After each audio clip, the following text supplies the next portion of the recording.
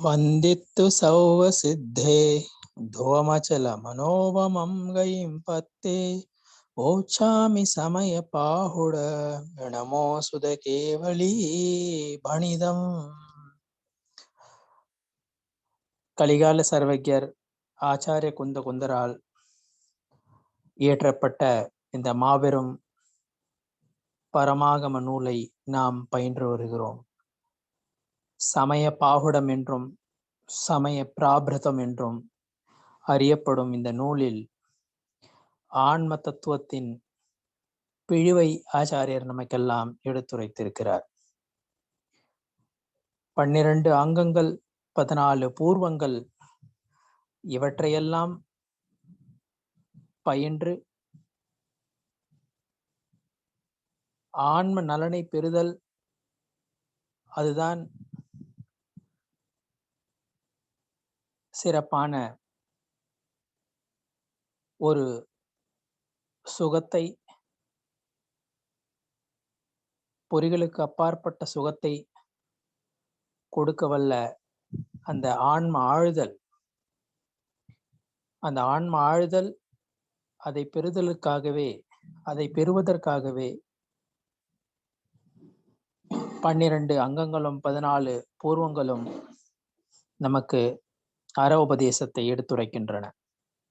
அந்த வகையில் இந்த பரமாகம நூலானது, இந்த சமய பாகுட நூலானது சமயத்தின் பிழிவை, சமயசாரம், ஆன்மனின் பிழிவை, அதாவது சுத்த ஆன்மனை பற்றி இந்த நூல் எடுத்துரைக்கிறது. இதுவரை நாம் அதிகாரங்கள் வாரியாக, சாப்டர்ஸ் வாரியாக ஆச்சாரிய குந்தர் எப்படிப்பட்ட கருத்துக்களை எடுத்துரைத்தார் என்பதை பார்த்திருக்கிறோம். அதன் தொடர்ச்சியாக இப்பொழுது நிர்ஜரா அதிகாரம் எனும் இந்த அதிகாரத்தில் ஆச்சாரியர் நிர்ஜரையை பற்றி எடுத்துரைக்கிறார். ஆன்மனில் நிர்ஜரை எப்பொழுது ஏற்படுகிறது, எப்படி ஏற்படுகிறது என்பதை பற்றி இங்கு ஆச்சாரியர் எடுத்துரைக்கிறார். இந்த அதிகாரத்துல திரவிய நிர்ஜரை, பாவ நிர்ஜரை அதை பற்றி எடுத்துரைத்திருக்கிறார். அத்துடன் இங்கு ஞான சக்தி மற்றும் வைராகிய சக்தி என்ற 2 சக்திகளை பற்றியும் இங்கு ஆச்சாரிய குந்தர் இந்த நிர்ஜரா எனும் அதிகாரத்தில் நமக்கெல்லாம் எடுத்துரைத்திருக்கிறார். இந்த நிர்ஜரா எனும் அதிகாரத்தில் ஆச்சாரிய குந்தர் சம்யக் திருஷ்டிகளை பற்றி எடுத்து கூறும் பொழுது, நற்காட்சியாளனை பற்றி எடுத்து கூறும் பொழுது, சம்யக் திருஷ்டி தன் புலன்களால் எல்லா விதமான உலகியல் சுகங்களையும் துய்க்கிறான். சேதன பொருள், அச்சேதன பொருள், உயிருள்ள பொருள், உயிரற்ற பொருள், அவற்றை அவன் உபபோகிக்கிறான். போகம், உபபோகம் நிறைய நீங்க கேள்விப்பட்டிருக்கீங்க. எதை மீண்டும் மீண்டும் தூய்க்கிறோமோ அதை உபபோகம் என்று கூறுவதுண்டு. உடை, வீடு முதலானவை உபபோக பொருட்கள் என்று அழைக்கப்படுவதுண்டு. உணவு அது போக பொருள் என்று உரைக்கப்படுகிறது. ஏனென்றால் ஒரு முறை உண்டால் அதை மீண்டும் உண்ண முடியாது. ஆனால் துணிமணி, ஆடை, வீடு, இப்படிப்பட்ட பொருள்களை, மொபைல், கிரந்தம், ஆகம நூல்கள், இவற்றையெல்லாம் மீண்டும் மீண்டும் நாம் உபயோகிக்கிறோம். அந்த அடிப்படையில் மீண்டும் மீண்டும் அந்த உபயோகத்திற்கு வரும் பொருட்களை உபபோக பொருட்கள் என்று கூறுவதுண்டு. சமயக் திருஷ்டி தன் புலன்களால், 5 புலன்களால் சேதன பொருள், அச்சேதன பொருள் அனைத்தையும் தூய்க்கிறான். அனைத்தையும் அவன்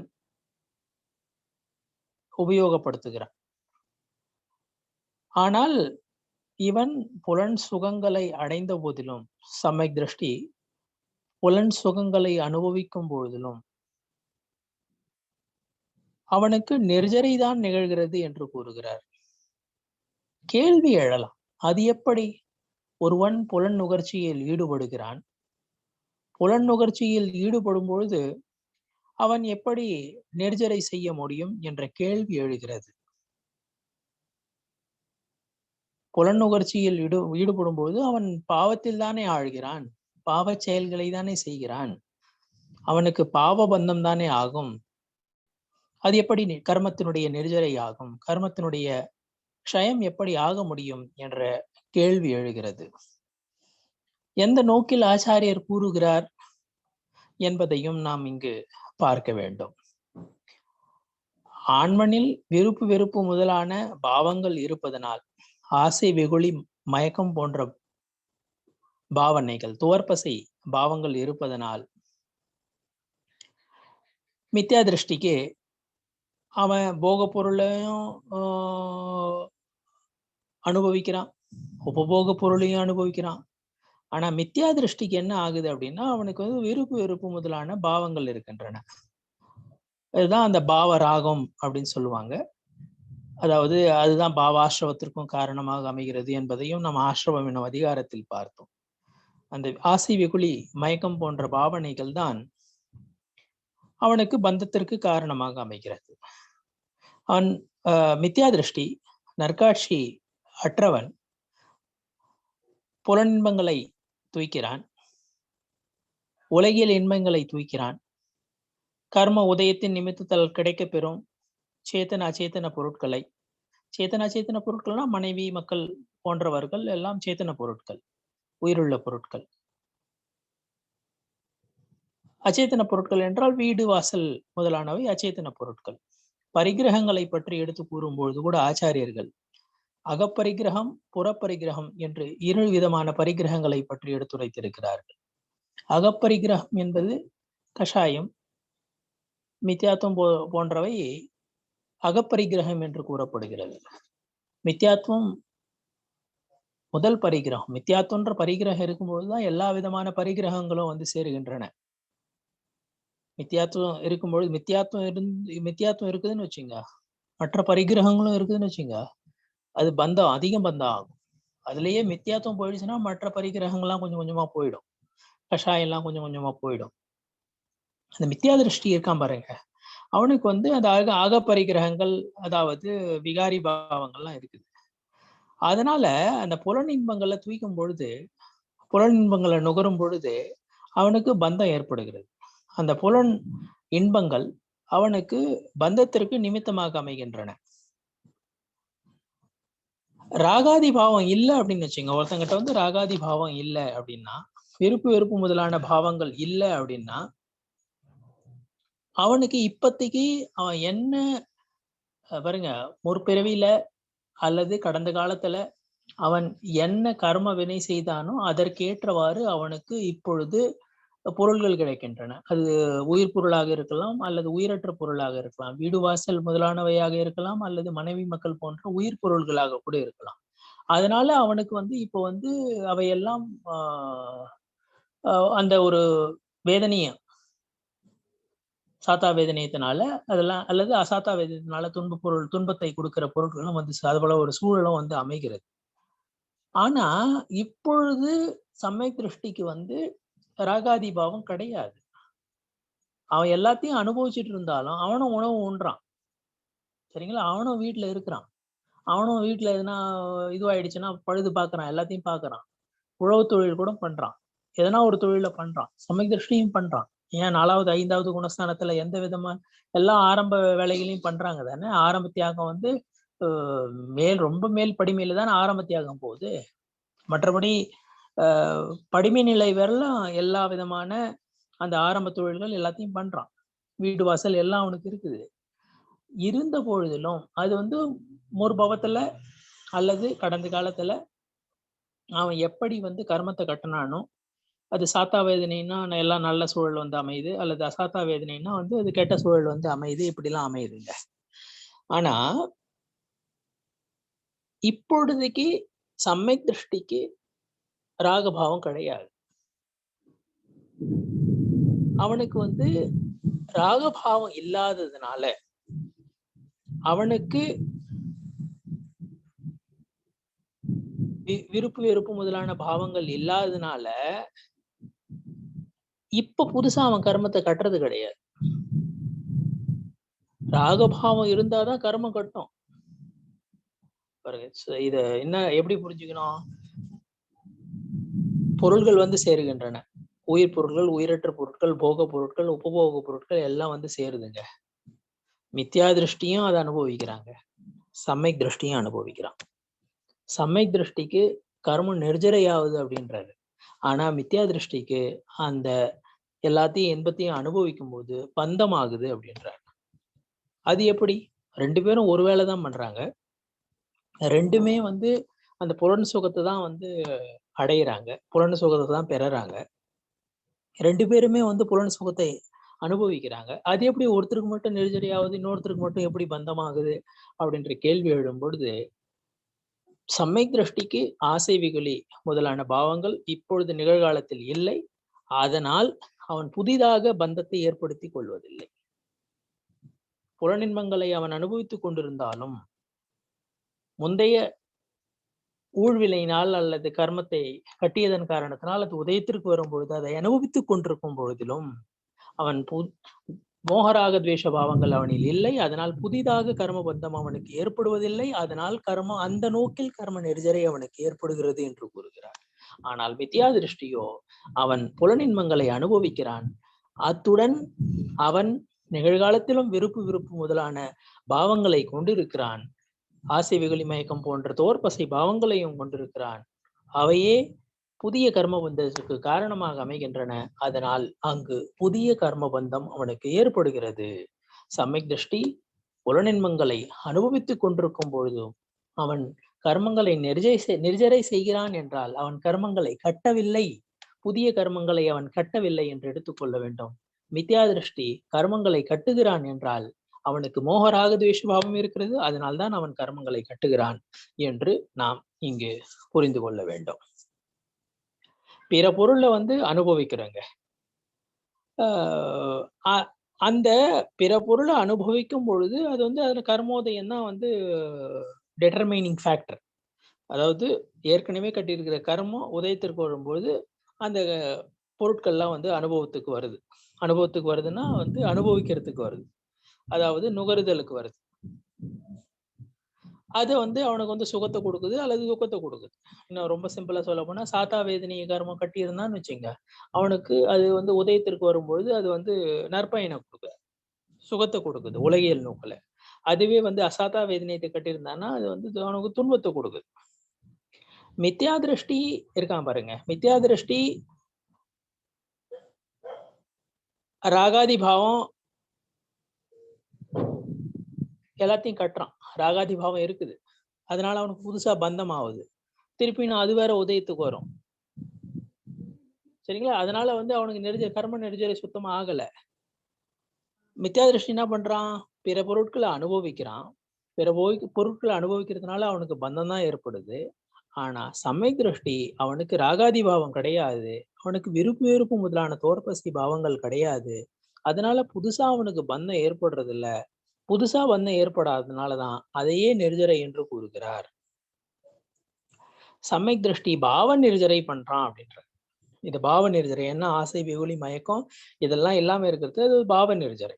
பாவ நெருஜரை இல்லைன்னா வந்து திரவிய நெருஜரையும் ஏற்படாது அப்படின்றத நம்ம புரிஞ்சுக்கணும். சமய திருஷ்டி வந்து எல்லாத்தையும் அனுபவிச்சுக்கின்னு இருக்கும் பொழுதும் அவனுக்கு அதுல, அதாவது அந்த இது இருக்கு பாருங்க, தாமரை இலை. தாமரை இலையிலிருந்து தண்ணியில இருந்து அது வந்து ஒதுங்கிதான் இருக்கும். தண்ணியினுடைய அழுக்கு அது மேல படுறது கிடையாது. அது உள்ளதான் இருக்கும். அந்த தாமரை இலை இருக்கு பாருங்க, அது தண்ணிக்குள்ளதான் இருக்கும். ஆனா தண்ணியில அழுக்கு இருக்கு பாருங்க, அந்த அழுக்கு எதுவுமே அது மேல படுறது கிடையாது. அப்படியே அந்த தாமரை இலையை நீங்க வெளியே எடுத்தீங்கன்னு வச்சுங்க, அப்படியே அதுல இருக்கிற தண்ணி கூட அது அப்படியே எல்லாம் கீழே இறங்கிடும். அது மேல ஒரு சொட்டு தண்ணி கூட நிக்கிறது கிடையாது தாமரை இலை. அதே போலதான் ஞானிகள் இருக்காங்க பாருங்க, சம்யக் திருஷ்டிகள் இருக்காங்க பாருங்க, அவங்க தண்ணியில இருக்கிற தாமரை போன்றவர்கள் தான். சம்சாரத்தில் இருந்துகினே கூட அவங்க சம்சாரத்திலிருந்து விடுபட்டவர்களாகத்தான் இருக்கிறார்கள். ஏனென்றால் எல்லா விதமான புலனின்பங்களையும் மற்றவர்களை போல் மித்யா திருஷ்டிக்கு போல் அனுபவித்துக் கொண்டிருக்கும் பொழுதிலும் அவர்களுக்கு ஆசை வெகுளி முதல அந்த பாவம் கிடையாது. அதனால அவங்களுக்கு பாவ நெருஜரை ஏற்படுகிறது என்பதை இங்கு விளக்கியுள்ளார். இதுல ஒரு எடுத்துக்காட்டையும் சொல்லியிருக்கிறார். இதுல கமெண்ட்ரி எழுதும் பொழுது, அதாவது உரை எழுதும் பொழுது, இவன் இருக்கான் பாருங்க, வைத்தியன். வைத்தியன்னா வந்து டாக்டர். இந்த பரம்பரை வைத்தியர்கள்லாம் இருக்காங்க பாருங்க. அவங்க வந்து விஷத்தை குடிச்சா கூட அவங்க இறக்க மாட்டாங்க. ஏனென்றால் அதை எப்படி வந்து வெளியே எடுக்கணும்னு அவனுக்கு தெரியும். எல்லாமே தெரியும். அது எதுல எப்படி விஷம் இருக்குது, விஷம் எப்படி ஏறுது, அவனுக்கு தெரியும். ஆனா அதையே அந்த விஷத்தை வேற எவனா குடிச்சான்னா அவன் செத்து போயிடுறான். சில பேரு இன்னொன்னு என்ன சொல்றாங்க, இந்த வைத்தியம் இருக்கான் பாருங்க, அவன் அவன் வந்து சாராயத்தை குடிச்சிட்டான்னா கூட அவனுக்கு வந்து அந்த இது ஏறுறது கிடையாது. வைத்தியம் அல்லது வந்து ரொம்ப கை தேர்ந்தவன் இருக்கான் பாருங்க, அவன் சாராயத்தை குடிச்சன்னா கூட அவனுக்கு வந்து தலைக்கு மேல அந்த இது ஏறுறது கிடையாது, மயக்கம் ஏற்படுறது கிடையாது அப்படின்னு சொல்றாரு. அதே போலதான் ஞானி இருக்கிறான் அல்லவா, அந்த ஞானி வந்து பொதுகல கர்மத்தினுடைய உதயம் வரும் பொழுது அதன் பயனை அனுபவிக்கிறான், அதன் பலனை அனுபவிக்கிறான். அப்படி இருந்தும் அவன் அது மேல நாட்டம் வச்சுக்கிறது கிடையாது. சாப்பிடும் பொழுது கூட, ஆகாரம் ஏத்துக்கும் பொழுது கூட அது மேல ரொம்ப வந்து அக்கறையோட கிடையாது. உடல் வந்து தவத்திற்கு துணை நிற்கணும் அப்படின்ற நோக்குல மட்டும்தான் வந்து உணவு உண்றான். ரொம்ப பற்றோட உணவு உண்றது கிடையாதுங்க. பிச்சி கமெண்ட் மேல ரொம்ப பற்றுலாம் கிடையாது. சுத்திக்காக அது வந்து ஒரு கரணமா, ஒரு சாதனமா அமையுது, அவ்வளவுதான். இப்படி அவன் எது மேலையும் பற்றுதான் வந்து பந்தத்திற்கு காரணம் என்பதை தான் இங்கு விளக்குகிறார். ஞானமும் வைராக்கியமும் எவ்வளவு இருக்குதோ, ஞானம் முதல்ல இருக்கணும். ஞானிகளுக்கு ஞானம் இருக்குது, வைராக்கியமும் இருக்குது. வைராக்கியம்னா என்னங்க, உணவு உண்டுக்குனே இருக்கிறான். உணவு உண்டுக்குனே இருக்கும் பொழுது கூட உணவு மேல அவனுக்கு பற்று கிடையாது. சில பேருக்குலாம் வந்து உணவு மேல ரொம்ப தீவிர பற்று இருக்கும். உணவு மேல பற்று இல்லை அப்படின்றதுக்கு எடுத்துக்காட்ட நீங்க வந்து எல்லா இதுவும் பாருங்க, தவத்தையும் பாருங்க, புறத்தவங்கள்லாம் கூட பாருங்க.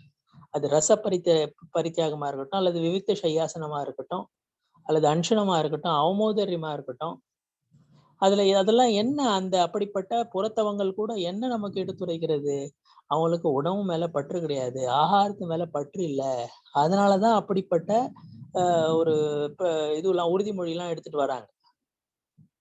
அல்லது வந்து அவங்க வந்து இதை சாப்பிட மாட்டேன், அப்படி சாப்பிட மாட்டேன் அப்படின்லாம், அல்லது வந்து இன்னைக்கு சாப்பிடவே மாட்டேன், இன்னைக்கு இப்படிப்பட்ட பொருளை சாப்பிட மாட்டேன், இன்னைக்கு பால் பொருள் சாப்பிட மாட்டேன், பால் சாப்பிட மாட்டேன் அப்படிலாம் வந்து எடுத்துக்கிறாங்க. அப்படின்னா என்னது, அவங்களுக்கு வந்து அந்த உணவு மேல பற்று கிடையாது.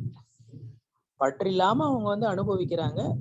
இப்படி அவங்க வைராகிய பாவத்துடன் சம்சாரத்துல இருந்துகிட்டே கூட அவங்க வந்து வைராகியத்தோட தான் இருக்கிறாங்க. வைராகியம்னா வந்து விராகம். விராகம்னா வந்து ராகம் கிடையாது. ராகம்னா வந்து அது பற்று கிடையாது. அதுதான் வைராகியம் சொல்றது. நான் ரொம்ப வைராகியமா இருந்துருவேன் அப்படின்றது உலகியல் நோக்குல சொல்ற வைராகியம் இங்க கிடையாதுங்க.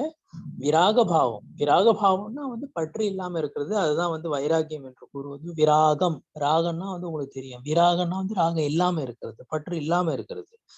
இந்திரிய சுகங்கள்லாம் அவன் அனுபவிக்கிறான்.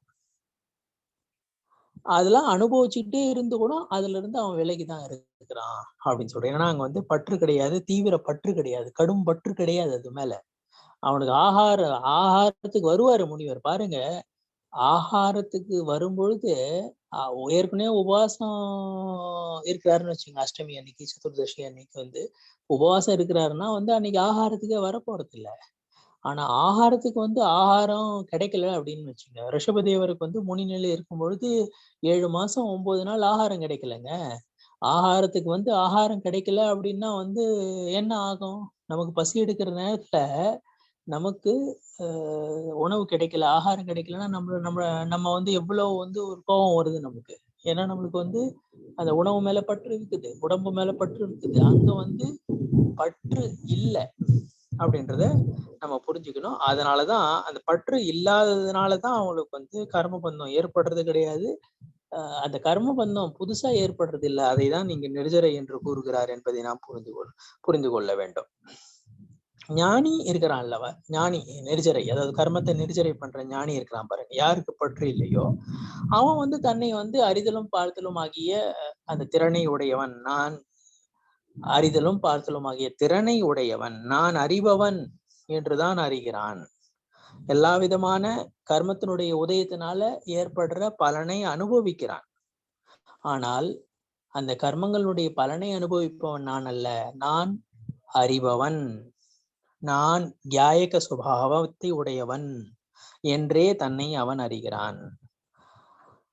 இந்த கர்மோதயத்தினால ஏற்படுற பலன் இருக்கு பாருங்க, அது வீடு வாசலா இருக்கட்டும் அல்லது மனைவி மக்களா இருக்கட்டும், இதெல்லாம் வந்து புதுகல கர்மத்தினுடைய உதயத்தினால எனக்கு ஏற்பட்டிருக்குது. இந்த சூழ்நிலைகள்லாம் அது பரத சக்கரவர்த்தி கூட என்ன நினைக்கிறான், கர்ம உதயத்தினால எப்படிப்பட்ட எனக்கு ஒரு வைபவம் கிடைச்சிருக்கு அப்படின்னு தான் நினைக்கிறான். சக்கரவர்த்திகளை பத்தி சொல்லும் பொழுது அவங்களுக்கு வைராகியத்தை பத்தி எடுத்து சொல்லிக்கும் போது 1-2 இடங்கள்ல சாஸ்திரங்கள்ல எப்படி எடுத்து சொல்லியிருக்காங்க அப்படின்னா,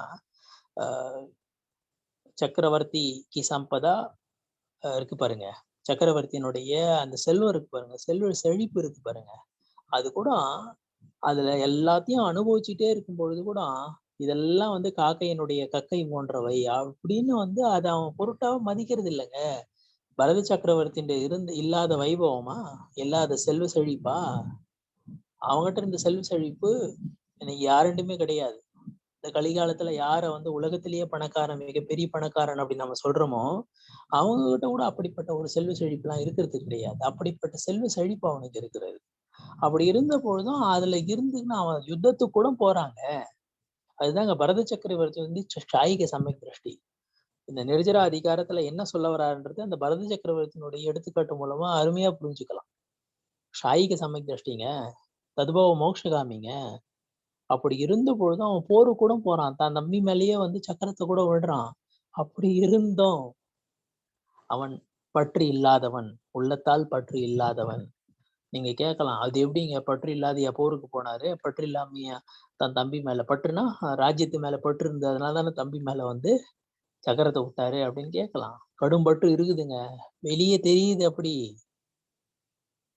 சில பேர்லாம் வந்து ரொம்ப கோவப்படுவாங்க, அது அப்படித்தான் ஆனா வந்து அவங்க நேச்சர் பை நேச்சர் வந்து ரொம்ப சாஃப்டானவங்களா இருப்பாங்க, மற்றவங்களை மன்னிக்கிறது குணம் இருக்கிறவங்களா இருப்பாங்க. சில பேர் வந்து எதுவுமே பேச மாட்டாங்க, கம்முன்னு இருப்பாங்க, கோவத்தை கூட வெளிப்படுத்த மாட்டாங்க. ஆனா வந்து உள்ளுக்குள்ள அவங்களுக்கு வந்து அது அப்படியே வந்து ஒரு இதுவா இருக்கும், துவேஷபாவம் இருக்கும் மற்றவங்க மேல. அந்த வெளி தோற்றத்தை வச்சு யாரையும் நம்ம வந்து கணிக்க முடியாது. இப்படி ராகாதி பாவ வந்து अतः वह रागादि पुद्गल कर्मजन्य उदय विपाक को छोड़कर तत्व को यथार्थ जानता हुआ ज्ञायक स्वभाव को जानता है. இது உண்மை நிலையை அவனுக்கு ரொம்ப நல்லா தெரியும். இது கர்மோதயம்.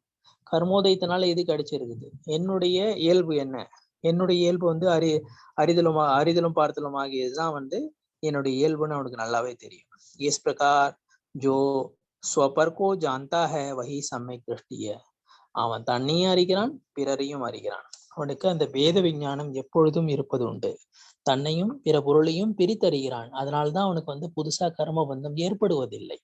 அவன் புலனின்பங்களை அனுபவிக்கும் பொழுதிலும் கர்ம உதயத்தினால் கிடைக்கும் பலன்களை அனுபவிக்கும் பொழுதிலும் அவன் பற்றற்றவனாக இருப்பதனால், தன்னையும் பிற பொருளையும் அறிபவனாக இருப்பதனால், அந்த சொபர வேத விஞ்ஞானம் அவனுக்கு இருப்பதனால் அவன் புதிய பந்தத்தை ஏற்படுத்திக் கொள்வதில்லை என்பதை நாம் புரிந்து கொள்ள வேண்டும். जो स्वपर को नहीं जानता वह भले ही सर्वागम को भी जानता हो फिर भी सम्यक दृष्टि नहीं है. எல்லா ஆகமும் தெரியுங்க, ஏன் 11 பூர்வம் தெரிஞ்சவங்க கூட மித்யா திருஷ்டியா இருக்கலாம். அவன் வந்து நவகிரக இயக்கம் கூட விரலம் கூட போறாங்க, ஆனா சமயக் திருஷ்டி இல்லை. என்ன பயன்? 11 பூர்வத்தை அறிஞ்சும் என்ன பயனுங்க? என்ன பயன் இருக்குதா? சமயத்தும் கிடைக்கல அப்படின்னா சர்வ ஆகமத்தையும் பயின்றிருந்தாலும் என்ன வந்து பயன் அதனால அப்படின்றத புரிஞ்சுக்கணும். தன்னையும் பிற பொருளையும் பிரித்து அறிதல் இருக்கு பாருங்க, அதுதான் வந்து ஆகம பயில்வதற்கான குறிக்கோள். ஆகமம் ஏன் பயில்றோம்? ஆன்ம நலன் பெறணும். ஆன்ம நலன் பெறணும்னா என்ன பண்ணணும்? தன்னையும் பிற பொருளையும் பிரித்து அறியணும். ஆனா அதுவே ஏற்படல அப்படின்னா என்ன பயன்? எவன் தன்னையும் பிற பொருளையும் பிரித்து அறிகிறானோ அவன் தான் ஞானி. எல்லா அங்கங்களையும் எல்லா பூர்வங்களையும் பயின்றவன், சகல ஆகமங்களை பயின்றவன் ஞானி அல்ல. எவன் தன் ஆன்மனை அறிகிறானோ, எவன் தன்னையும் பிற பொருளையும் பிரித்தறியும் திறனை பெற்றவனாக இருக்கிறானோ, எவன் சொபர பேதவை ஞானியாக இருக்கிறானோ அவனே உண்மையில் ஞானி என்பதை, அவனே உண்மையில் ஞானி என்பதை நாம் புரிந்து கொள்ள வேண்டும். அடுத்தது ஞானம் அப்படின்னு பாத்தீங்கன்னா எல்லாமே ஞானம் தான். மதி ஞானம், சுத்த ஞானம், அவதி ஞானம், மனப்பரிய ஞானம், கேவல ஞானம் எல்லாமே ஞானம் தாங்க. அது வந்து க்ஷயோபசம ஞானம் அப்படின்னு சொல்றோம், அல்லது க்ஷாயிக ஞானம் சொல்றோம். அப்படி இதுல மெயினா எப்படி அப்படின்னா இதுல பிரிவுகள்லாம் ஏற்படுத்தி சொல்லுது. விவகார நயம் இது மதி ஞானம், இது சுத்த ஞானம், இது அவதி ஞானம், இது மனப்பரிய ஞானம், அப்படி பிரிவுகள்லாம் ஏற்படுத்தி சொல்லுது. ஆனா உண்மையில ஆன்மாவனுடைய ஞான சுபாவத்துல எந்த பிரிவும் கிடையாது. ஞான சுபாவம் ஞான குணம் ஒரு குணம் தாங்க. அதை நம்ம புரிய வைக்கிறதுக்காக, சத்மஸ்தனுக்கு புரிய வைக்கிறதுக்காக அது க்ஷயோபசம ஞானம் இப்படி இருக்குது, பிறவி நிலையில இப்படி அப்படிப்பட்ட ஞானம் இருக்குது, க்ஷயோபசம ஞானம் இருக்குது, மத்தி ஞானம் சொத்து ஞானம் இருக்குது, அவதி ஞானம் யாருக்கு இருக்குது, மனப்பரிய ஞானம் யாருக்கு இருக்குது, கேவல ஞானம் எப்ப பெறுறாங்க, அப்படிலாம் நம்ம எடுத்து உடைக்கிறோம். ஆனா ஞான சுபாவத்துல எந்த பிரிவுமே கிடையாது. அந்த ஞான சுபாவத்தை நாம் பெற வேண்டும், அதில் ஆழ வேண்டும். அந்த ஞான சுபாவத்தில் ஆழ்வதனாலதான் உண்மையான நிலையான சுகம் கிடைக்கும் என்பதை நாம் புரிந்து கொள்ள வேண்டும். பிற பொருளிலிருந்து தன்னை விலக்கி கொண்டு, பிற பொருளிலிருந்து நான் தனிப்பட்டவன் என்று அறிந்து கொண்டு தன்னில் ஆழ்ந்து அந்த ஞான சுபாவத்தில் ஆழ்வதனால் நாம் பரமசுகத்தை, நிலையான சுகத்தை நம்மால் பெற முடியும். இங்க உபதேசம் கொடுக்கும் பொழுது என்ன சொல்றாங்க ஆச்சாரியர்கள், யாருக்கு ஞான குணம் இல்லையோ, யாருக்கு ஞானம் இல்லையோ, அவன் எல்லா விதமான கர்மங்களையும் செய்துகிட்டு எல்லா விதமான கர்ம உதயத்தினுடைய பலனை அனுபவித்துக் கொண்டு கர்ம பந்தத்தை தான் அடைகிறான். கர்ம பந்தத்திலிருந்து முக்தி அடையணும் அப்படின்னு எவன் நினைக்கிறானோ அவன் ஞானத்தை பெற வேண்டும், ஞானத்தில் மூழ்கி இருக்க வேண்டும், ஞானத்தில் ஆழ வேண்டும்.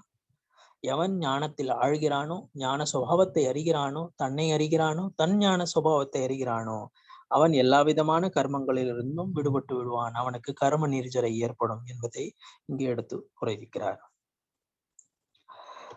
ஞானி பரதிரவியத்தை அனுபவிக்கும் பொழுதும் பிற பொருளை அனுபவிக்கும் பொழுதும் அவனுக்கு எந்த விதமான பொருள் வேட்கையும் இருப்பதில்லை, எந்த விதமான பரிகிரகமும் அவனுக்கு இருப்பதில்லை. தன்னுடைய பொருள், ஆன்ம பொருள் இருக்கு பாருங்க, அந்த ஆன்ம பொருளை தான் அவன் நான் என்று அறிகிறான்.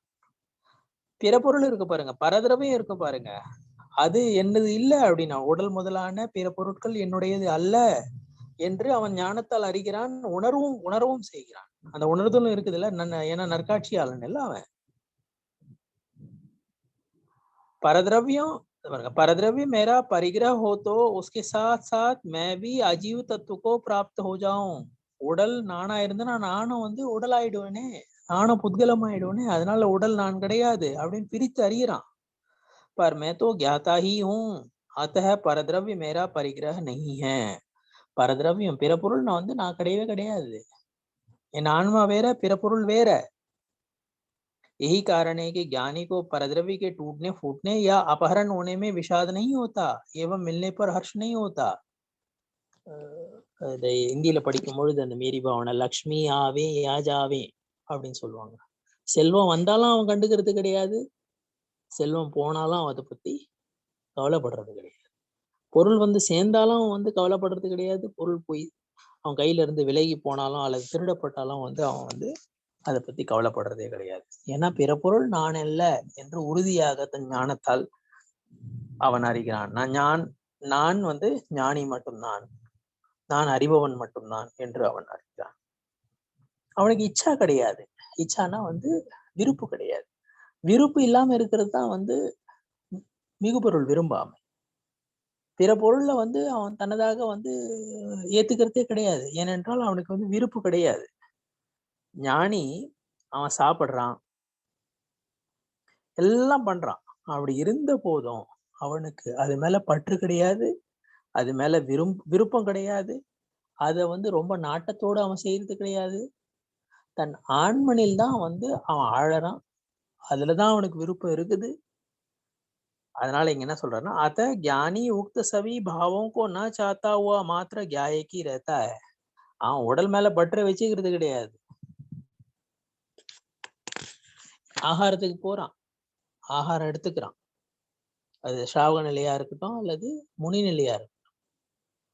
ஆகாரம் அவனே சமைச்சு சாப்பிடுறான் அல்லது வந்து முனி நிலை இருக்கும் பொழுது ஸ்ராவகன் விதிமுறை கொடுக்குறானே பாருங்க, அதை வந்து ஏத்துக்கிறான் முனி நிலையில் இருக்கும்போது.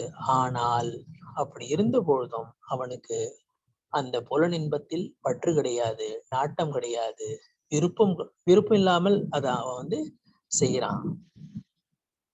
ज्ञानी वर्तमान काल के उदय का भोग वियोग बुद्धि से करता हुआ आगामी उदय की वांछा नहीं करता है.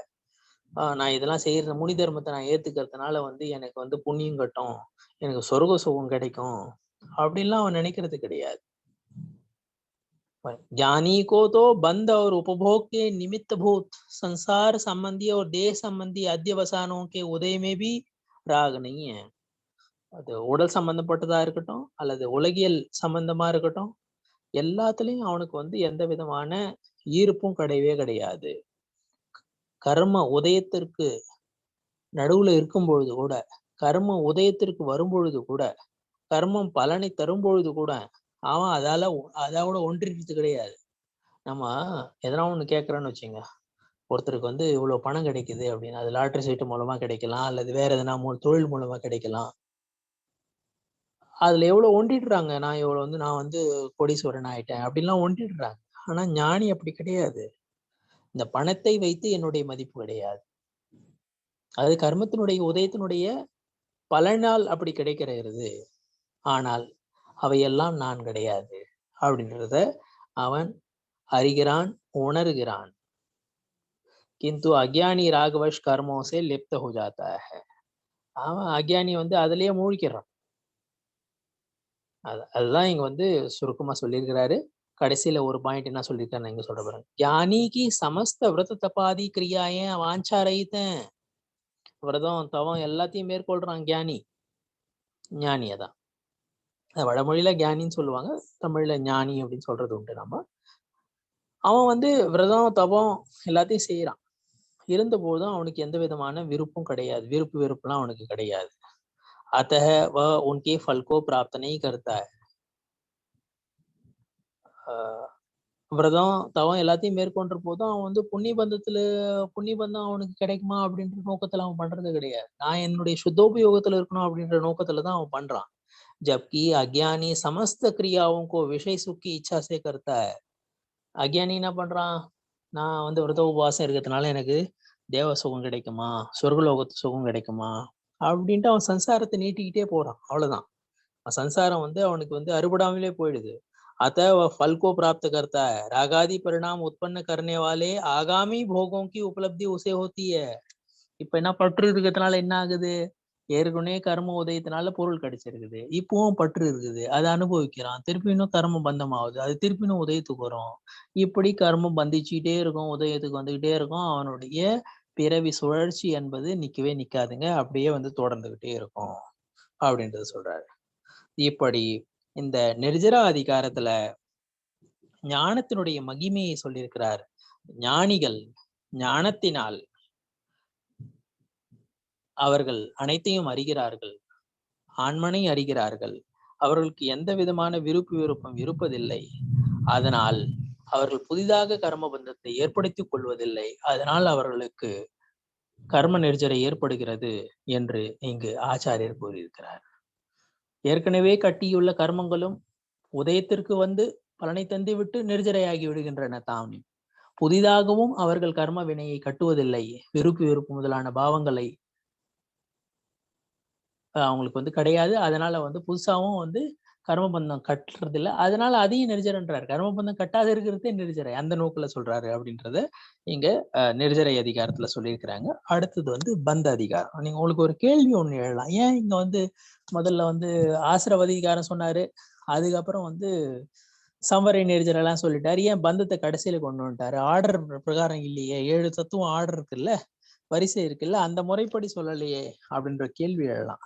இங்க வந்து இதனுடைய நோக்கு இங்க வந்து ஆசிரம் வந்து கர்ம வினை வருகை ஆசிரம், சம்வரை வந்து கர்ம வினை வருதல் தடைபடுதல், நிர்ஜரை வந்து ஏற்கனவே கர்மம் வருது பாருங்க, அது வந்து அந்த கர்ம வினை வராம இருக்கிறது அது நிர்ஜரை அப்படின்றாரு இங்க. பந்தம் ஏற்கனவே கட்டி இருக்கிற கர்மம் பந்தம், அதுல இருந்து விடுபடுதல் அது மோட்சம் அப்படின்றாரு. அந்த நோக்கில இங்க வந்து வேற விதத்துல வரிசைப்படுத்தி இருக்கிறாரு. அது புரியுதுங்களா? ஆசிரமம் வந்து கர்ம வினை வருதல், சம்வரை வந்து கர்ம வினை வராம இருக்கிறது, அது தடுக்கிறது. நிர்ஜரை வந்து என்ன சொல்றாரு, எந்த நோக்கில் நிர்ஜரை இங்க என்ன சொல்லிட்டாரு, கர்ம வினை கட்டாம இருக்கிறது அதே நிர்ஜரை அப்படின்னு இருக்கிறாரு. அதனால அந்த வரிசையில வந்து ஆசிரமம் சம்வரை நிர்ஜரை சொல்லிட்டாரு. முதல்ல பந்தம் வந்து ஏற்கனவே வந்து கட்டி இருக்கிற கர்மம், அதுல இருந்து விடுபடுறது, முழுவதுமா விடுபடுறது அது மோட்சம். அதனால ஆசிரமம் சம்வரை நிர்ஜரையை சொல்லிட்டு அதுக்கப்புறம் பந்த அதிகாரத்தை கொண்டு வர்றாரு. பந்த அதிகாரம் பந்தத்துல இருந்து விடுபடுறது அது மோட்சம். அதனால பந்த அதிகாரத்துக்கு அப்புறம் மோட்ச அதிகாரத்தை இங்க வந்து சொல்லியிருக்கிறாரு. பந்த அதிகாரத்துல பாருங்க, பந்த அதிகாரத்துல என்ன சொல்லியிருக்கிறாருன்னா, ராகத்வேஷ மோகபாவம் இருக்கு பாருங்க, மோக ராகத்வேஷ பாவம் அதுதான் வந்து பந்தத்திற்கு காரணங்க. அதுதான் வந்து கர்ம வினை கட்டுக்கு காரணம். விருப்பு வெறுப்பு முதலான பாவங்கள், ஆசை வெகுளி மயக்கம் போன்ற துவர்பசை பாவங்கள் அவைதான் பந்தத்திற்கு காரணம். மித்யா திருஷ்டி விருப்பு வெறுப்பு முதலான பாவங்களை கொண்டிருக்கிறான். அவன் பல விதமான கிரியைகளை செய்யறான், உழவு தொழில் பண்றான், அல்லது சமைக்கிறான், எல்லாத்தையும் வீடு கட்டுறான், எல்லாத்தையும் பண்றான். செய்யும் போது அவனுக்கு விருப்பு வெறுப்பு முதலான பாவங்களும் கொண்டு இருக்குது. அதனால என்ன ஆகுது, அவனுக்கு வந்து பந்தம் ஆகுது. ஆனால் ராகாதி இல்லாத, அதாவது ராகாதி பாவங்களை விட்டுவிட்ட சமய திருஷ்டி இருக்கான் பாருங்க, அவனும் எல்லா தொழிலையும் செய்யறான். பாக்குறதுக்கு வந்து தொழில் செய்யறது பாத்தீங்கன்னா ரெண்டு பேரும் ஒரே விதமான தொழில்கள் தானே செய்யறாங்க. சமய திருஷ்டி எந்த விதமான தொழில்களை விடல, என்ன சம்சாரத்துல இருக்கிறான். என்ன மித்யா திருஷ்டி என்ன தொழில் பண்றானோ சமய திருஷ்டியும் அந்த தொழிலாம் எல்லாமே பண்றான், அந்த வேலை எல்லாத்தையுமே பண்றான், அந்த செயல்கள் எல்லாத்தையுமே பண்றான். ஆனா அவனுக்கு கர்ம பந்தம் ஏற்படுறது இல்லை. அதுக்கு காரணம், மூல காரணம் வந்து இவனுக்கு வந்து ராகாதி கிடையாது, மோகராக துவேஷபாவம் கிடையாது. மித்யா திருஷ்டி என்ன பண்றான் அப்படின்னா, பிற பொருட்களை, பிறரை துன்புறுத்துகிறான், அடிக்கிறான், அல்லது வந்து அவங்கள நான் வாழ வைக்கிறேன் அப்படின்னு நினைக்கிறான். அவங்க கூட வந்து மாட்டை வளர்க்கலாம், சமய திருஷ்டி வந்து மாட்டை வளர்ப்பான். ஆனா வந்து நான் தான் இவங்களை வாழ வைக்கிறேன்னு நினைக்கிறது கிடையாது. சமய திருஷ்டிகளும் வந்து மனைவி மக்கள் இருக்கிறாங்க. ஆனா என்னாலதான் இவங்க இருக்கிறாங்க அப்படின்ற கர்வம் அவனுக்கு கிடையாது, தலை கர்வம் அவனுக்கு கிடையாது, தலைகணெல்லாம் இருக்கிறது கிடையாது. நான் தான் எல்லாத்தையும் நடத்துறேன் அப்படின்ற தலைகணெல்லாம் அவனுக்கு இருக்கிறது கிடையாது. நான் வந்து இவங்களுக்கு சுகத்தை கொடுக்குறேன், துக்கத்தை கொடுக்குறேன் அப்படின்னு மித்யா திருஷ்டி நினைக்கிறான். ஆனா சமய திருஷ்டி அப்படி நினைக்கிறது கிடையாது. இதெல்லாம் கர்ம உதயத்தினுடைய நிமித்தத்தால இதெல்லாம் இப்படிப்பட்ட சூழ்நிலைகள்லாம் அமைகிறது, இப்படிப்பட்ட பலன் எனக்கு கிடைக்குது அப்படின்னு சரியா அவன் அறிகிறான். பிறர் வந்து அடிக்கிறாங்க அப்படின்னு வச்சுங்க, யாராவது வந்து நம்மள அடிக்கிறாங்க அப்படின்னா அவன் வந்து ஐயோ இவங்களால இவங்க என்ன சாவடிச்சிருவாங்கன்னு நினைக்கிறான். அல்லது இவங்களால என்னால வாழ வைக்க முடியும், என்னை வாழ வைக்க முடியும் அப்படின்னு நினைக்கிறான். இவங்களால எனக்கு துன்பத்தை கொடுக்க முடியும், இன்பத்தை கொடுக்க முடியும் அப்படின்னு நினைக்கிறான். யாரு? மித்யா திருஷ்டி. இதெல்லாம் பிற பொருளால, பிறரால நம்ம வாழறதும் கிடையாது, நம்ம சாவறதும் கிடையாது. அதனால பிற பொருளை கண்டு நம்ம பயப்பட வேண்டிய அவசியமே கிடையாது. எல்லாம் நாம கர்ம வினை உதயத்தாலதான் நமக்கு எல்லாமே நடைபெறுகிறது. ஆயு கர்மம் க்ஷயம் ஆயிடுச்சுன்னா ஒருவன் இறந்து விடுவான். அது எப்ப ஆயு கர்மம் க்ஷயம் ஆகுதோ அப்ப இறந்துருவான். அது எந்த வயசுல வேணாலும் இருக்கலாம். ஆயு கர்மம் எப்ப க்ஷயம் ஆக போகுது நமக்கு அப்படின்னு நமக்கு யாருக்காவது தெரியுமா? யாருக்கும் தெரியாது. இன்னைக்கு இருக்கிற நாம நாளைக்கு இருப்போமா அப்படின்னு நமக்கு தெரியுமா? நீ நைட்டு தூங்க போற நாம நாளைக்கு காலையில எழுந்திருப்போம் அப்படின்றது நமக்கு தெரியுமா? நமக்கு தெரியாது, எதுவுமே தெரியாது. ஆயு கர்மம் எப்ப க்ஷயம் ஆவது போகுதுன்றது நமக்கு தெரியாது. அது தெரியாது இருக்கிறது நல்லதுதான். இல்லைன்னா இன்னும் அதிகம் ஆர்த்தர உத்தர தியானம் தான் வரும். ஆயு கர்மத்துடைய உதயம் இருந்ததுன்னு வச்சுங்க, நம்ம உயிரோட இருப்போம். அதே போல கர்ம உதயம் சாத்தா வேதனை இருந்ததுன்னா நல்ல சூழல் அமையும். அந்தராயம் இருந்ததுன்னா, நல்ல சூழல் இருந்தா கூட இடைத்தடை வரலாம், தடைகள் வரலாம், அந்தராயம் வரலாம். ஆயு கர்மத்தை யாராலையும் நீட்டிக்கவும் முடியாது. ஆயு கர்மத்தினுடைய உதயத்தை யாராலையும் வந்து நீட்டிக்கவும் முடியாது, கம்மி பண்ணவும் முடியாது. அல்லது ஆயுள் கர்மம் நமக்கு இன்னும் பேலன்ஸ் இருக்குது அப்படின்னா அதை யாராலையும் தடுக்கவும் முடியாது. அல்லது நாம மற்றவர்களுடைய ஆயுளை வந்து குறைக்க முடியும் நம்மளால அப்படின்னு நினைக்கிறான்னா மித்யா திருஷ்டி ஜீவன். அல்லது மற்றவர்களுடைய ஆயுளை நம்மளால நீட்டிக்க முடியும் அப்படின்னு ஒருத்தன் நினைக்கிறான்னா அவன் டாக்டரா கூட இருக்கட்டும். அவன் ஆயுள் கர்மம் இருந்ததுன்னா டாக்டர்னுடைய எல்லா உதவிகளும் வந்து எல்லா அவனுடைய என்னென்ன டாக்டர் என்ன சொல்றானோ இவன் பண்றான், ஃபாலோ பண்றான், அந்த மருந்தெல்லாம் எடுத்துக்கிறான். அவன் இவனுடைய ஆயுள் இருந்ததுன்னா வந்து டாக்டர் வந்து நிமித்தம் அமைகிறாரு. ஆயுள் இல்லைன்னா டாக்டர் நிமித்தம் அமையறது இல்லை. டாக்டரால உயிரை கொடுக்க முடியாது. ஆயுள் இருந்தால் டாக்டர் வந்து அதற்கு நிமித்தம் அமையலாம். உடம்பு சரியாகிறதுக்கு நிமித்தம் அமையலாம், அல்லது நோயில இருந்து விடுபடுறதுக்கு வந்து டாக்டர் நிமித்தம் அமையலாம். ஆனா டாக்டரால உயிரை கொடுக்க முடியாது. இது எந்த நோக்கு அப்படின்றத நம்ம புரிஞ்சுக்கணும்.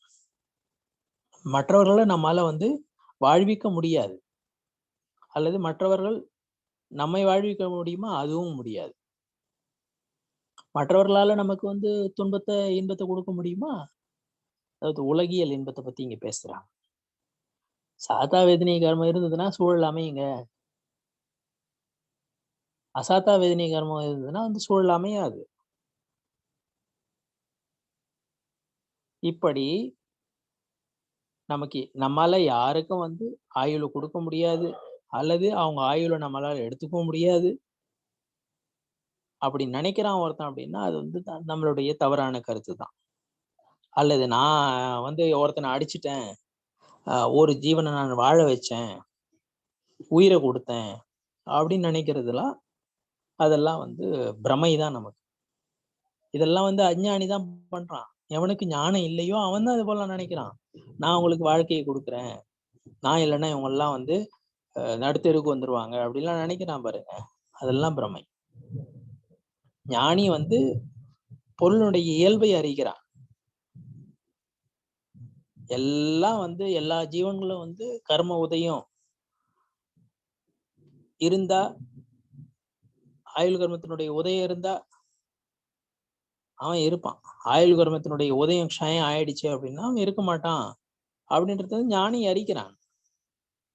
சாத்தா வேதனை அசாத்தா வேதனத்தின் உதயத்திற்கு ஏற்பதான் ஒருவனுக்கு வந்து நல்ல சூழலோ கெட்ட சூழலோ அமையுது அப்படின்றது அவனுக்கு நல்லா தெரியும், ஞானிக்கு தெரியும். என்னனால யாரையும் அடிக்க முடியாது, அல்லது இன்னொருத்தரால என்ன அடிக்க முடியாது, சாவடிக்க முடியாது. ஒருவரை என்னால வாழ வைக்க முடியாது, அல்லது அவர்களால் என்னை வாழ வைக்க முடியாது. அவங்களுக்கு இன்பத்தை கொடுக்க முடியாது, துன்பத்தை எனக்கு என்னால கொடுக்க முடியாது. அதே போல அவர்களாலும் எனக்கு வந்து துன்பத்தையோ இன்பத்தையோ கொடுக்க முடியாது என்பதை ஞானி உணர்கிறான். அவங்களால என்னில் எந்த விதமான மாற்றமும் நிகழாது. என் கர்ம வினைக்கேற்பதான் எனக்கு சூழல் அமையும், அல்லது இன்பம் துன்பம் கிடைக்கும், உலகில் இன்பம் துன்பம் கிடைக்கும் என்பதையெல்லாம் சமயக் திருஷ்டி நன்றாக உணர்கிறான். அஞ்ஞானி இருக்கான் பாருங்க, அவன் என்ன நினைக்கிறான்? மற்றவங்களுக்கு எனக்கு என்னால துன்பத்தை கொடுக்க முடியும், இன்பத்தை கொடுக்க முடியும் அப்படின்னு நினைக்கிறதுனால அவனுக்கு வந்து பந்தம் ஏற்படுது. இதுதான் பந்தத்திற்கு காரணம். பிற பொருள்ல என்னால கொஞ்சம் என்ன செய்ய முடியும்னு நினைக்கிறான் பாருங்க, அதுதான் பந்தத்திற்கு காரணம். அவன் வந்து அந்த மித்தியாத்வம், அவிரதம், பிரமாதம், கஷாயம் எல்லா பாவங்களையும் வச்சுன்னு இருக்கிறான். அதனால அது பந்தத்திற்கு காரணமாக அமைகிறது. அவன் வெளிப்புற செய்கள்லாம் செயல் செய்யறான் பாருங்க, அது பந்தத்திற்கு காரணம் இல்ல. அந்த உள்ள அந்த தவறான நம்பிக்கை இருக்கு பாருங்க, அந்த மயக்கம் இருக்கு பாருங்க, என்னால எதனா பண்ண முடியும், பிற பொருட்கள்ல வந்து என்னால மாத்தி அமைக்க முடியும் அப்படின்னு நினைக்கிறான் பாருங்க, அதுதான் பந்தத்திற்கு காரணமாக அமைகிறது.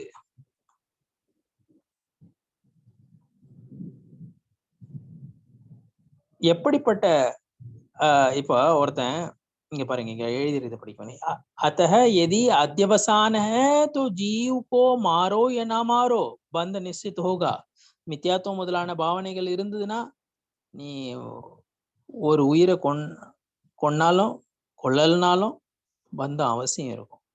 ஏனென்றால் அந்த உள்ள வந்து அத்தியவசாயனம் இருக்கு, உள்ள வந்து மோகராக துவேஷ பாவம் இருக்குது. इसी प्रकार हिंसा के समानी झूठ, चोरी, कुशल एवं परिग्रह में भी जो अध्यवसान है उससे पाप का बंध होता है. விருப்பு வெறுப்பு முதலான பாவங்கள் இருந்ததுன்னா மற்ற எல்லா செயலும் செய்யறான் பாருங்க, 5 விதமான பாவங்கள் செய்யறான் பாருங்க, அதனால அவனுக்கு பந்தம் ஏற்படும். और अहिंसा, सत्य, अचौर्य, ब्रह्मचर्य और अपरिग्रह में जो अध्यवसान है वह पुण्य बंध का कारण है. அது மேல பற்று இருந்ததுன்னா 5 விதமான விரதங்கள் இருக்கு பாருங்க, அணுவிரதம், அது மேல பற்று இருந்ததுன்னா அவன் புண்ணிய பந்தம் ஏற்படும். புண்ணிய பந்தம் ஏற்பட்டாலும் அது சம்சாரத்திற்கு தானே காரணம். இது வந்து ஆன்மீக நூல்களை சுத்தோபயோகத்தை பத்தி பேசுவாங்க. இங்க வந்து மோட்சத்தை எப்படி பெறணும் அப்படின்றது தான் பேசுவாங்க. புண்ணியத்தை இங்க போற்றல. பாவம் புண்ணியம் ரெண்டுமே குற்றவாளிகள்.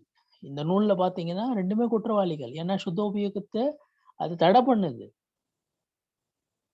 இங்க அவங்க சொல்ல மாட்டாங்க, ரெண்டுமே ஒண்ணுன்னு தான் சொல்லுவாங்க. இங்க பாவ இதுவா இருக்கட்டும் அல்லது புண்ணியமா இருக்கட்டும் ரெண்டுத்தையுமே ஒண்ணுன்னு தான் சொல்லுவாங்க. சொல்லிட்டாரு பாருங்க, இங்க பாவ பந்தமும் தப்பு, புண்ணிய பந்தமும் தப்பு. அது உயிரினுடைய இயல்பு நிலை கிடையாது. பந்தத்தை ஏற்படுத்திக் கொள்வது உயிரினுடைய இயல்பு நிலை கிடையாது. அதுல இருந்து ரெண்டுத்திலிருந்து விடுபட்டு ஆண்மனில் ஆழ்வது அதுதான் வந்து தேவை அப்படின்றது சொல்றாரு இங்க. यद्यपि उक्त अध्यवसान वस्तु के अवलंबन से होता है तदपि वस्तु से बंध नहीं होता. பொருளால வந்து பந்தம் ஏற்படுறது கிடையாதுங்க. இந்த உணர்வுகள் இருக்கு பாருங்க, மோகராக துவேஷ பாவம் இருக்கு பாருங்க, பற்று இருக்கு பாருங்க, அதுதான் பந்தத்திற்கு காரணம். அத்தியவசான பாவம் சொல்லுவாங்க, அதுதான் வந்து கர்ம பந்தத்திற்கு காரணம். அந்த பாவத்திலிருந்து விடுபட்டோம்னா, பற்றிலிருந்து விடுபட்டோம்னா மோட்ச மார்க்கத்தில் நம்ம முன்னேறி செல்ல முடியும் என்பதை இங்கு கூறுகிறார். பற்றுனாலதான் வந்து 4 கதியில இந்த ஜீவன் போய் உழலுது, அல்லது புண்ணிய பாவத்தை பண்ணுது, தர்ம அதர்ம காரியத்தை பண்ணுது, எல்லாத்தையும் பண்ணுது அப்படின்றது இங்க சொல்றாரு. அதுல இருந்து விடுபடணும், புண்ணிய பந்தத்திலிருந்து விடுபடணும், பாவ பந்தத்திலிருந்து விடுபடணும், அப்பதான் வந்து ஜீவனுக்கு மோட்சம் கிடைக்கும் அப்படின்னு சொல்றாரு. இந்த அத்தியவசான பாவம் இருக்கு பாருங்க, அத்தியவசானம் அப்படின்றாங்க. அத்தியவசானம் இத புத்தின்னு சொல்லுவாங்க, விவசாயம், மதி, விஞ்ஞானம், சித்தம், பரிணாமம், அத்தியவசானம். அதாவது பரிணாமம் தான் மெயின், பாவனை தான் மெயின். பாவனையினாலதான் ஒரு ஜீவன் வந்து பாவபந்தத்தையும் ஏற்படுத்திக்குது, புண்ணிய பந்தத்தையும் ஏற்படுத்திக்குது, அல்லது புண்ணிய பாவத்திலிருந்து விடுபட்டு அது வந்து மோட்ச மார்க்கத்திலையும் சுத்தோபயோகத்திலையும் போகுது. நம்ம அத்தியவசானம் எப்படி இருக்கணும், நம்ம பாவனை எப்படி இருக்கணும், நம்ம பரிணாமம் எப்படி இருக்கணும், அது பாவபந்தத்தை ஏற்படுத்திக்கிறதா இருக்கக்கூடாது, அல்லது புண்ணிய பந்தத்தை ஏற்படுத்திக்கிறதாவும் இருக்கக்கூடாது. சுத்தோபயோகத்துல நிலைக்கிறதுக்கு உண்டான வழிவகை செய்யும் பரிணாமங்களை நாம் கொள்ள வேண்டும், அத்தியவசான பாவங்களை கொள்ள வேண்டும் என்பதையே இங்கே எடுத்துரைக்கிறார். பந்தம் வந்து எந்த விதத்திலையும் நமக்கு வந்து பயனை கொடுக்காது, அதுதான் பந்த அதிகாரத்துல சொல்றாரு. எவன் வந்து மோட்சத்தை அடையணும் அப்படின்னு நினைக்கிறானோ அவன் என்ன பண்ணுவான், அவன் எல்லா விதமான பந்தத்தையும் விட்டுடுவான். ஆனா அஞ்ஞானி என்ன பண்றான் அப்படின்னா, मोक्ष की श्रद्धा न करने वाले अज्ञानी अभव की भोग के निमित्त से की गई अनेक प्रकार की व्रत, समिति, गुप्ति, शील, तपरो क्रियाएं एवं अनेक शास्त्रों का ज्ञान सभी कर्म बंध की ही निमित्त है. அஞ்ஞானி என்ன பண்றான், எனக்கு சொர்க்க சுகம் கிடைக்குமா, நான் வைமானிக தேவன் ஆவான் அப்படின்ற நோக்கத்துல விரதம், சமிதி, குப்தி எல்லாத்தையும் பரிபாலிக்கிறான். அப்படின்ற போது அவனுக்கு என்ன ஆகும், கர்மபந்தம் தான் ஆகும், कर्मक्षय आगाது. अतः उक्त क्रियाएं करता हुआ भी वह अज्ञानी है. விரதம், சமிதி, குப்தி எல்லாத்தையும் பண்றாங்க, இருந்தாலும் வந்து அவன் வந்து நம்மளுக்கு வந்து சொர்க்க சுகம் கிடைக்குமா, புலனின்பம் கிடைக்குமா அப்படின்னு தான் நினைக்கிறான். அதனால அவனுக்கு மோட்சம் கிடைப்பதில்லை, அவனுக்கு சம்சாரம் தான் நீடிச்சுக்கிட்டே போகுது அப்படின்றாரு.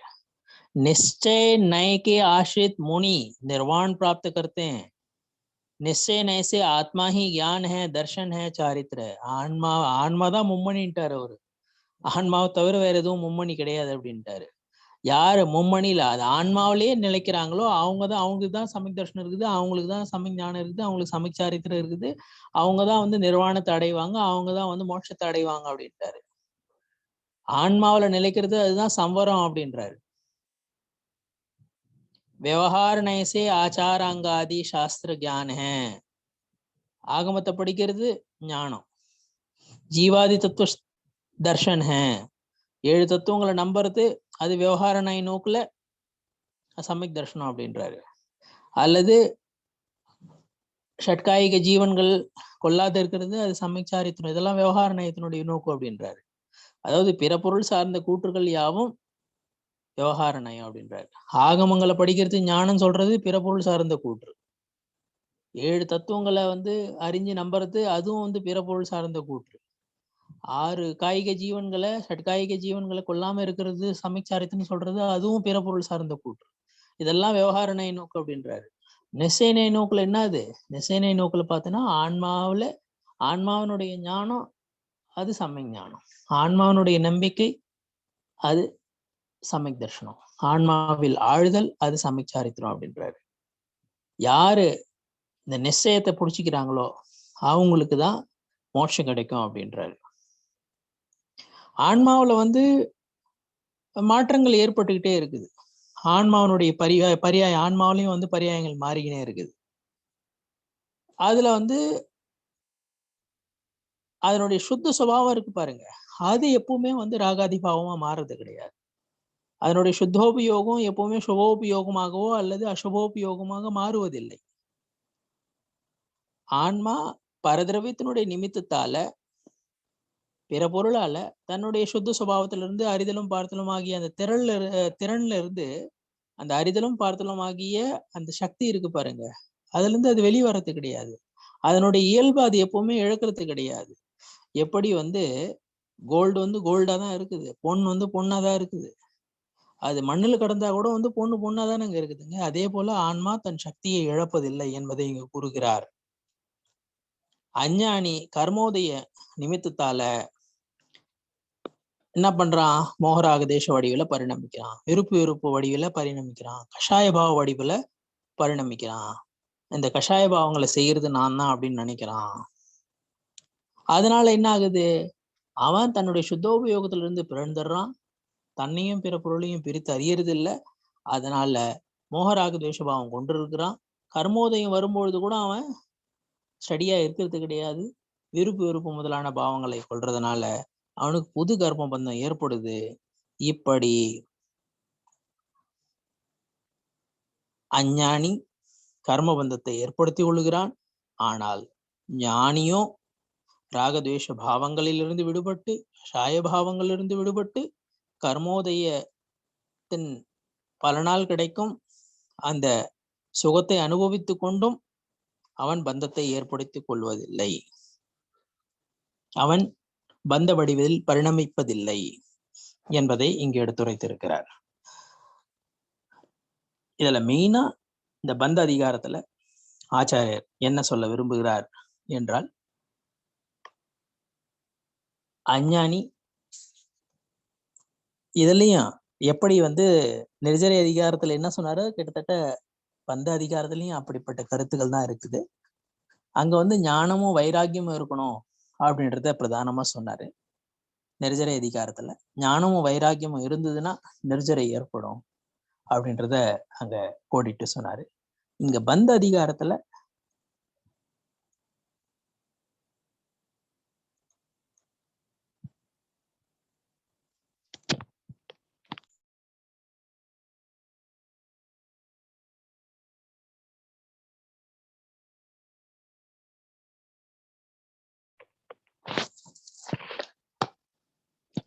கேக்குதுங்களா?